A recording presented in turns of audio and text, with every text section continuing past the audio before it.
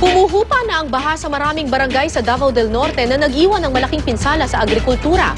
May news to go si Mav Gonzalez. Mav! Kara, unti-unti na nag-normalize ang sitwasyon dito sa Davao del Norte. Humuhupa na nga ang baha sa maraming barangay.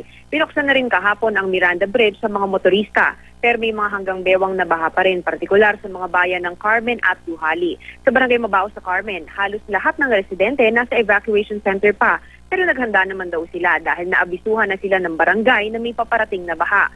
Gayunpaman, naubos na rin ang inimbak nilang pagkain kaya kahapon namigay ng relief goods ang GMA Kapuso Foundation dito. Hanggang sa ngayon, 0 casualty sa buong Davao del Norte. Pero sa tala ng NDRRMC, may isang taga dito na nasawi sa landslide sa Compostela Valley. Pero ang problema nila ngayon, Kara, ang malaking pinsala sa kanilang agrikultura. Marami kasing palayan at taniman ng pang-export na Cavendish bananas ang nalubog sa baha. Ina-assess ngayon ng provincial government kung gaano kalaki ang pinsala. Hihingi na rin daw sila ng tulong sa Department of Agriculture at sa Department of Social Welfare and Development para matulungan ang mga nasalantang growers. Kara? Maraming salamat, Mav Gonzalez.